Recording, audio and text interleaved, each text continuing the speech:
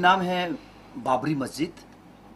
और ये कि कोई विवादित इसमें कोई ऐसी चीज़ नहीं है, तो मैंने फिल्म के लिए हाँ कहा। क्योंकि देखिए, हमारी कोई जात और हमारी कोई धर्म नहीं है। हम एक कलाकार हैं और हम हर जात के लोग मुझे प्यार करते हैं, हर मज़हब के हर धर्म के लोग मुझे प्यार करते हैं।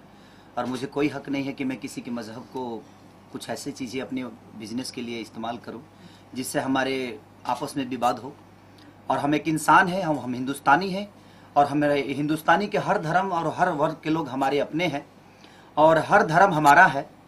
तो ये सिर्फ नाम है एक बाबरी मस्जिद, एक प्रेम कथा है कि हम दोनों की जो चीज़ें होती है, जब फिल्म आप देखेंगे तो शायद इस पे आपको समझ में आएगा कि हाँ, एक कैसी चीज़ है जिस पे हम लोग काम कर रहे हैं। कि हम जो भगवान हमें जन्म देकर हमें छत दे दिया, बहुत सारी चीज़ें दे दी, आज वो भगवान खुद बिना विदाउट छत है, उसके सर पे एक तिरपाल रहता है। और हमें जिसने जन्म दे दिया, हमें इतना बड़ा मुकाम दे दिया, हर आदमी आज सुखी है आज ईश्वर के देन से। और आज वही ईश्वर विदाउट छत के नीचे अपने जीवन को, मैं जानता हूँ निरंकार होते हैं, ईश्वर निरंकार, उनका कोई हकार नहीं है, उनको छत की जरूरत नहीं है। लेकिन हाँ, उनका भी हक है कि अगर हमें उन्होंने इतना बड़ा जीवन दिया है तो उनको भी हम ऐसे संभाल के रखें कि लगे जब हम इस धरती पे आए हैं तो हमारा भी कोई अस्तित्व है। एक प्रेम कथा है और उसमें एक प्रेमिका कैसे मिलते हैं उस बाबरी मस्जिद के सामने और क्या होता है, ये जब आप फिल्म देखेंगे तो शायद समझ में आएगा। कुछ लोगों ने इस चीज़ को अपने ढंग से बहुत सारी चीज़ों को यूट्यूब पे या फेसबुक पे गलत अफवाह फैलाया, लेकिन बाबरी मस्जिद क्या है जब आप फिल्म देखेंगे तो शायद आपको पता चलेगा कि नहीं, हर इंसान इसके बारे में सोचना चाहिए। और हम लोगों ने सोचा, बहुत सोच समझ के हम इस पे कदम उठाए कि नहीं, ये फिल्म हमें बनानी चाहिए, ताकि अगर 10% भी आदमी ईश्वर और अल्लाह के बारे में सोच ले उस फिल्म को देखने के बाद, तो शायद हमारा फिल्म बनाना सार्थक हो जाए। और हमारे देव जी, हम इनसे जुड़े हैं आज 6 साल से, लेकिन हम पहली बार काम कर रहे हैं। और ये मुझे हमेशा कहानी सुनाते थे, मुझे अच्छी नहीं लगती थी। हो सकता है जो वो टेस्ट मेरा नहीं हो, इनका अलग टेस्ट हो, लेकिन जब इन्होंने बाबरी मस्जिद की कहानी सुनाई तो शायद मैं पगला गया, 3 दिन तक सोया ही नहीं। और बोला कि सर, मैं आपके साथ कब मुझे साइन कर रहे हैं, और मैं बोला कि प्लीज इस फिल्म को मैं करना चाहता हूं। तो आप कहानी जब सुनोगे तो शायद आपको लगेगा और देखोगे आप तो शायद ये अजूबी कहानी है, और इतना अजूबा है कि शायद इंडस्ट्री को बहुत एक बढ़िया फिल्म बनने जा रही है ये। और हम लोग इसको अक्टूबर में शूट कर रहे हैं, और लखनऊ और हम लोग अयोध्या में ही शूट कर रहे हैं। बाबरी मस्जिद अयोध्या के सामने शूट कर रहे हैं, वहाँ की हर चीज़ों को हम लोग एक्सपोज कर रहे हैं। और शायद हमारे ख्याल से धीरेन्द्र चौबे जी ऐसे प्रोड्यूसर हैं कि जवाबी नहीं, उन्होंने जितनी फिल्में बनाई है, एक कैनवास उनका बड़ा होता है, उनकी प्रोडक्शन वैल्यू इतनी बड़ी होती है कि शायद हर कलाकार चाहता है कि धीरेन्द्र चौबे के साथ काम करें। और ये मेरा सौभाग्य दूसरी बार हुआ, पर मैंने नागिन किया था उनके साथ, और ये मेरी दूसरी बाबरी मस्जिद है। और देव जी के साथ मेरी पहली मूवी है, लेकिन ये इंसान इतने अच्छे हैं और डायरेक्टर टेक्नीशियन इतने अच्छे हैं, इनकी सोच इतनी अच्छी है कि शायद मैं इनकी सोच के कायल हो गया और दीवाना हो गया, और मैं इस फिल्म को कर रहा हूँ। और आप लोग का प्यार चाहिए, बाकी क्या चाहिए, आप लोग हमेशा प्यार किया।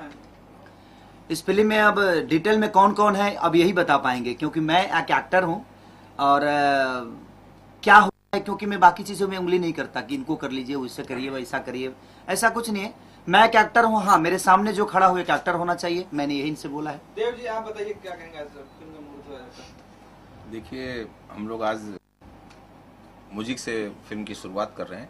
मुहूर्त क्या होता है वो सब तो नहीं पता, बट हमारे म्यूजिक डायरेक्टर घुंगरू जी और मेरा हीरो खेसारी लाल यादव, जिसे हम राम हिंदुस्तानी के रूप में इसको पेश करने जा रहे हैं, क्योंकि कैरेक्टर यही है कि मेरा राम हिंदुस्तानी आज जो हमारे पूरे विश्व से लेके हिंदुस्तान तक जो हिंदू और मुस्लिम का जहर की जो नदी बह रही है, उसे शायद हम उस जहर को मिटाने की कोशिश करेंगे, उसको अमृत बनाने की कोशिश करेंगे, ताकि सब लोग ये बहुत धड़ल्ले से बड़े गर्व के साथ ये कह सकें कि ईश्वर अल्लाह तेरो नाम, सबको सन्मति दे भगवान।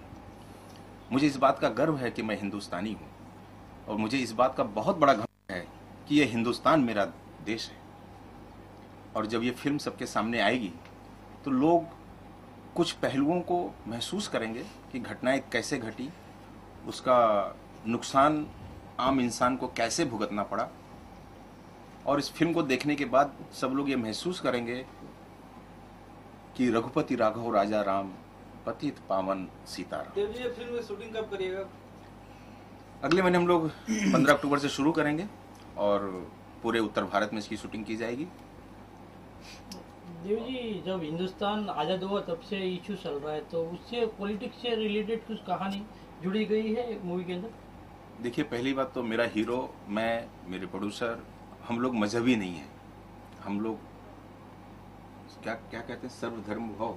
सारे धर्म हमारे हैं और हम सब धर्म से हैं। और हम एक देखिए, कलाकार जो होता है ना, वो हर धर्म का है। क्योंकि हमारी अगर जात होती तो शायद खेसारी लाल यादव इतना बड़ा आज मुकाम नहीं पा पाता।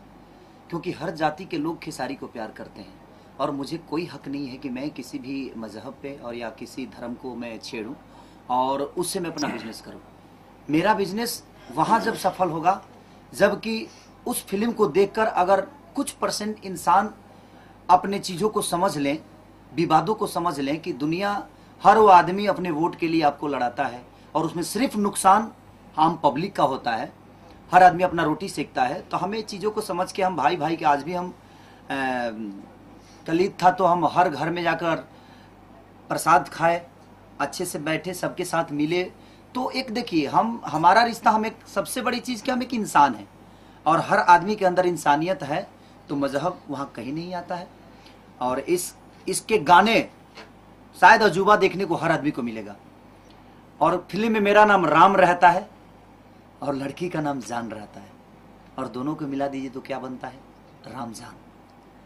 तो सबसे बड़ी चीज़ है कि हमारी धर्म हमारा कला है, हमारी धर्म हमारी फिल्म है, हमारी धर्म वो सारी पब्लिक है जो भोजपुरी बोलती है और भोजपुरी को प्यार करती है और जो हमें प्यार करती है। तो हमारी धर्म वहीं से शुरू होती है।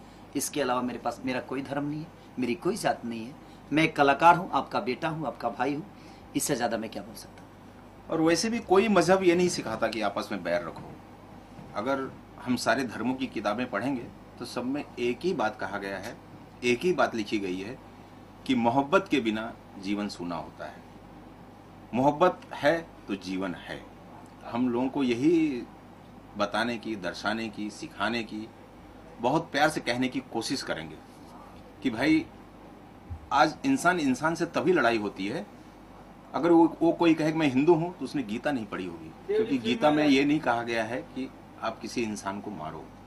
अगर किसी ने कुरान पढ़ा है तो उसमें ये नहीं कहा गया है कि आप किसी की कत्ल करो। तो जिन लोगों ने गीता, कुरान, बाइबल नहीं पढ़ा है वही लोग झगड़ा करते हैं। अगर इंसान इन तीनों किताबों को पढ़ लेगा तो उसके लिए ईश्वर, अल्लाह, ईसा मसीह सब एक हो जाएंगे, क्योंकि मालिक सबका एक है। देव जी, फिल्म में गाने काफी अच्छे हैं, किसको म्यूजिक आपने दिया? अविनाश झा घुंगरू जी म्यूजिक कर रहे हैं, प्यारेलाल कबीर जी और आज़ाद जी सारे गाने लिख रहे हैं। और इसके साथ साथ जो मेरा हीरो है राम हिंदुस्तानी, खेसारी लाल यादव, इनकी सारी चीज़ों पे पैनी नज़र इन्होंने रखा हुआ है। क्योंकि ये काफ़ी सालों से म्यूजिक से लेके, गाने से लेके सारी चीज़ों में ये परंपरागत हैं। तो इनका भी सहयोग है उसमें, सब्जेक्ट के ऊपर, गाने के ऊपर, और बड़ा कैनवास बनाने में जो हमें सहयोग दे रहे हैं उसका एक अलग ही मजा आएगा। अब आप लोगों से अभी मिलाते हैं, बहुत अजूबा है हमारे जीवन के। ये हैं हमारे अविनाश झा घुंगरू जी, जिन्होंने शायद मैं लाइव शुरुआत किया तो 1 साल बाद हम लोग मिले। 2012 में मिले थे ना। 2012 में मेरी फिल्म हो रही थी दूध का कर्ज। दूध के कर्ज के बाद हम दोनों भाई ने पीछे मुड़कर नहीं देखा और लगातार करते जा रहे हैं। और इस फिल्म का जो इन्होंने म्यूजिक बनाया है, मैं पगलाया हूँ उस समय से गाने के लिए, कब गाने को मिले मुझे। तो एक इनकी खूबी ऐसी है कि ये जब से आए हैं मेरे जीवन में तब से मैं अच्छा पे अच्छा करने की कोशिश करता हूँ और ये बहुत सहयोग करते हैं मेरे लिए। और मेरे लिए जिस तरह संजीवनी बूटी होती है ना, जिस तरह लक्ष्मण को पिलाया गया था, उनको जीवन दान मिली थी, उसी तरह मेरे लिए संजीवनी बूटी बन के आए और मेरे हर उस पहलू पे इन्होंने काम किया। मेरी जो हाँ कमजोरी थी, उस कमजोरियों को इन्होंने बोला जे भाई आप ऐसा करिएंगे ना तो ये अच्छा चीज़ होगा। और मुझे एक अच्छा गुरु मिला और मैं सबको दिल से थैंक यू बोलूँगा कि आप लोगों ने एक अच्छा गुरु मुझे दिया ऐसे इंसान के रूप में। तो आई लव यू आप सबको, जो मुझे घुंगरू जी को आपने सौंपा और हमको इन्होंने जो मेरी कमजोरियाँ थी उसको सुधारने में बहुत सारा काम किया और आजीवन करते रहेंगे। और हम लोग जो अभी म्यूजिक कर रहे हैं, अजूबा तो है ये 2017 का बहुत बड़ा अजूबा है। 16 चल रहा है ना? हाँ, हम कोई पढ़े लिखा होता तब ना पता होता 16-17 कब आता है। तो 2017 का बहुत बड़ा अजूबा होगा और आप सबको देखने को मिलेगा। मैं चाहूंगा कि 2 शब्द गुरुदेव भी हमारे कहें कुछ। सबसे पहले ये कहना चाहूँगा कि वो लोग सबसे ज़्यादा खुशनसीब होते हैं जिनके ज़िंदगी में कुछ अच्छे लोगों की साथ होती है। तो उस खुशनसीब इंसान में से एक मैं भी हूँ, क्योंकि ऐसे इंसान हमारे पास हैं। और सबसे खुशी की बात यह है कि हमारे आदरणीय निर्माता धीरेन्द्र चौबे जी और मेरे प्यारे प्रोड्यूसर बड़े भैया देव पांडे जी, और उतनी ही खूबसूरत स्टोरी सब्जेक्ट बाबरी मस्जिद। तो इस बार भैया का आदेश था, इनकी इच्छा थी कि इस बार घुंघरू के साथ काम करना है। मुझे ये सुन के बहुत खुशी हुई, और जो आज तक नहीं कर पाया शायद वैसा कुछ अलग हटके करने की कोशिश रहेगी। और तो ऐसे भाई हैं कि जब ये मुझे मिलता है तो लगता है जैसे मेरी माँ का एक और भी बेटा है जो मुझे इतना प्यार करता है, और ये मुझे जितना सम्मान ये लड़का करता है, शायद इस जन्म में तो ये यूपी में पैदा हुआ है, लेकिन अगले जन्म में चाहूंगा कि हम दोनों भाई एक माँ के कोख से पैदा हो, और ऐसा ही मेरे लिए मेरा भाई लिखता रहे। और इतना अच्छा लिरिक्स ये लिखता है, इतना अच्छा सोचता है। और हमारे बड़े भैया कवि जी, जो एक बाप का भी दर्जा देता हूं मैं उनको, वो मुझे बहुत प्यार करते हैं, शायद अपनों से ज्यादा प्यार करते हैं मुझे। और मुझे इतना प्यार करते हैं कि शायद मैं उसकी बयान नहीं कर सकता, क्योंकि उनके दिल में मेरी जो इज्जत है मैं देखा हूँ और समझा हूँ, परखा हूँ। तो ये लोग मेरे लिए अनमोल रतन है, और इनके बिना मैं अधूरा हूँ। हम 5 पांडव हैं, एक हमारा म्यूजिक, दूसरा घुंघरू जी, तीसरा आजाद, चौथा हमारे सर से पायलट बैठ सकता है, लटक के आए हैं। प्यारे जी, बाबरी मस्जिद फिल्म का नाम है क्या? कुछ सब चली गई देवी, लड़की को बैठा कर रखिएगा।